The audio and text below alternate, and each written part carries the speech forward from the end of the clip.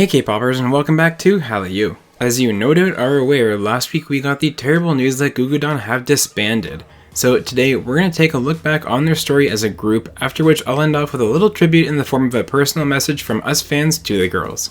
We'll start today by looking at how the group was formed and its connections to IOI, and look at the group's strong early success. Then we'll talk about some unfortunate missteps by the label that started a downward trend and how that pushed the group past the point of no return. And finally, we'll put the pieces together and come up with a plausible explanation for what really happened to Gugudan behind the scenes. Before we get started, a quick thank you to Hallyu's honorary producers. If you want to be on this list and show off your bias group to everyone watching, you can support my work on Patreon. Patrons also have a say in lots of videos before they're released, so if you want to leave your mark on Hallyu, come join us over on Patreon. So let's look back at the fascinating journey of the girl group Gugudan. To really understand Gugudan's story, we have to spend some time talking about what happened before the group was even announced. That's because 3 of the 9 Gugudan members, Nayoung, Sejong, and Mina, were initially introduced to us as trainees on Produce 101.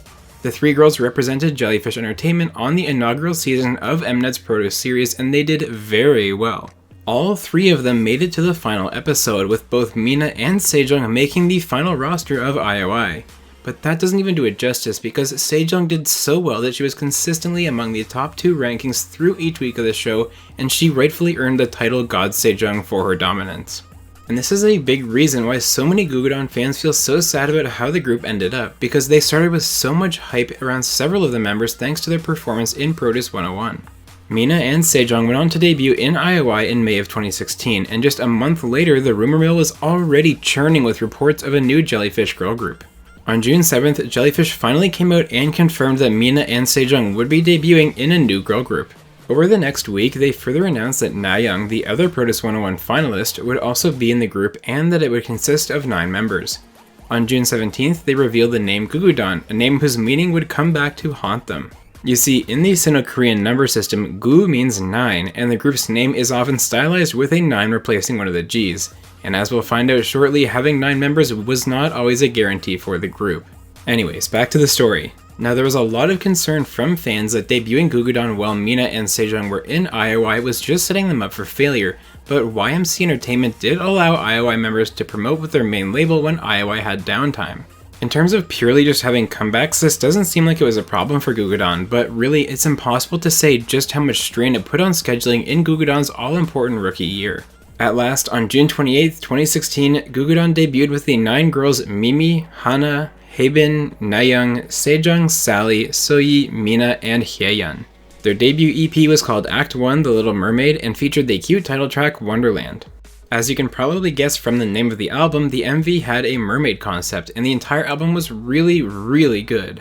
In my opinion, this album doesn't have a bad song, and the B-track Diary is my second most listened to K-pop song of all time. Its lyrics are incredible and they put you in a wonderfully reminiscent mood. Anyways, my point is the album was great, and K-pop fans thought so too, with it reaching number 2 on the Gaon chart and selling about 22,000 copies, which is fantastic for their debut. Gugudan were off to a great start and they held their debut showcase at the Yes24 Live Hall. They also joined label mates VIX, Seo In-guk, and other soloists for Jellyfish's annual winter project, Jelly Christmas 2016, which featured the song Falling. In February of 2017, the girls were back for their first comeback with A Girl Like Me, another fantastic song and album that reached number 3 on the charts and sold even better, nearly eclipsing the 30,000 sales mark. It seemed Gugudan was off to an excellent start, fueled by 3 members who already had developed a following thanks to their success on Produce 101. And that's when things started to change. It started with the group's first subunit, Gugudan 5959, or Ogu Ogu. The name comes from the numbers of the members in the group, with Mina having number 9, presumably because it was her place on Produce 101. They debuted with the song Ice Chew, and it really didn't do anything for the group. It was quite an odd concept with some weird scenes and an over-the-top focus on sugary sweets. And if you know Gugudan's releases, you'll know this wasn't the only release like that. The group's very next comeback was on November 8th of that year with the song Chokoko. This MV was just absurd, and it did not help the group develop a strong artistic image. It feels akin to something like Crayon Pop or Coco Story would release, which isn't necessarily a bad thing, but if you're trying to build a strong image for the girls worthy of the talent the members have, this is not the type of release that you should be making. There are scenes in this MV where the girls do some sort of flossing precursor while wearing Hershey's Kiss hats, there's floating heads with donuts, there's a Ferrero Rocher planet, barfing M&Ms, Sejong going Super Saiyan, and I assure you that's just scratching the surface of this video. Seriously, if you haven't seen this MV, just go watch it for the non-stop, over-the-top madness. Now, you can recover from a couple of bad releases when the problem was the concept, and we'll see that they did that very well. But the really troubling development around this time was that Sohee would be going on hiatus to recover from a shoulder injury that had plagued her since pre-debut. We didn't know it then, but Sohee wouldn't be the only member to have a similar fate, and this truly started an era that was the beginning of the end for Gugudan just 18 months after the group debuted. On February 1st, 2018, Gugudan came back as 9 with the Boots, but while the song and MV were great, there was a troubling trend. The sales had stagnated with their last 2 singles. So much so in fact that the Boots sold less than their debut and it only hit number 7 on the charts. And the bad news didn't stop there, as 3 months later it was announced that Hyeyeon was going on a temporary hiatus due to health issues.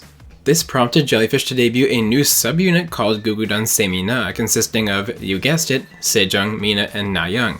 The subunit's name is made up of the first syllables of each member's name, and the 3 Produce 101 veterans released their self-titled debut song in July. As 8 members, Gugudan would go on to have a Japanese debut in September, releasing the song Stand By and hosting a debut showcase, fan meet, and some concerts in Tokyo and Osaka. Unfortunately though, Hyeyeon's temporary hiatus became permanent in October of that year, as she had left the group for personal reasons. The girls trudged on in November, releasing what would be their final song in Not That Type.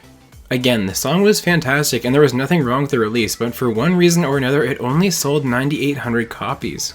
And that is when Gugudan went dark. And when I say they went dark, I mean it. No group releases, no subunit releases, no OST work, no collabs, no nothing. We had basically no updates for a very long time, and then many fans' worst fears were confirmed in April 2020 when it came out that Sally had joined the Chinese version of Produce 101 called Produce Camp 2020. Sally did extremely well on the show, finishing 6th place and joining the temporary girl group Bonbon Girls 303. This was the final nail in the coffin for Gugudan, because if one of their members was off in China and now in another girl group, it was clear that Jellyfish had no plans for Gugudan going forward. In a stroke of cruel irony, the circle of life had been completed with Gugudan. They were born alongside huge hype with 3 members being in Produce 101, and their legacy ended with another member participating in a different Produce 101 show. And as we all know, on December 30th, 2020, Jellyfish Entertainment announced that Gugudan would be officially disbanding the very next day, on New Year's Eve, bringing an end to the 2016 girl group. So what actually happened to Gugudan? To me, Gugudan is a case where a label gives the group a chance and then pulls the chute on them when they don't become superstars. Now let me be clear, I'm not saying Gugudan were given a fair chance and long enough to succeed, but I think that that's what the label did to them. We've heard stories from some other groups in K-pop where members recount that they were on their last legs and having their last comeback if they didn't succeed, have strong sales, or win a music show. One example that immediately comes to my mind is the boy group Infinite, and I actually did a deep dive on just how close they were to meeting a similar fate, so definitely check out that harrowing story if you haven't already. But back to Gugudan. I think that despite their brilliant start, their missteps with the first subunit and the Chokoko comeback really set them back, and this led to some stagnation of their success. They had lost a lot of their momentum. I suspect that behind the scenes, Jellyfish were internally agreed that if Gugudan didn't see roaring success with Not That Type, they would stop investing time and money in the girls. And when that album didn't return the girls to their former glory, Jellyfish threw them in the dungeon and never looked back. Now, is this fair? I think absolutely not, especially considering the hiccup in their discography that slowed them down was the fault of the label's directors and producers. They carved out 2 consecutive releases with a horrible artistic direction, and the girls were the ones that suffered because of it. I know a lot of us really loved Gugudan, so let me end this deep dive into their story on a happier note by sharing a few of my personal thoughts on the group. I will forever enjoy Gugudan's music, and I will always look back on them in a positive light. Their debut album is one of a select few that I view as perfect, with no bad songs on it.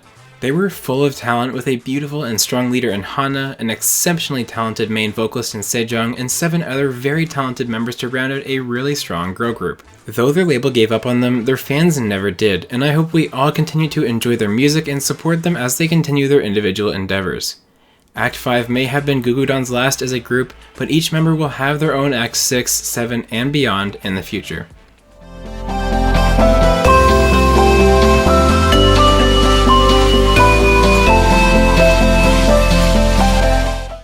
guys, I hope you enjoyed learning about the story of Gugudan, what they could have been, and how they found themselves disbanding at the end of 2020.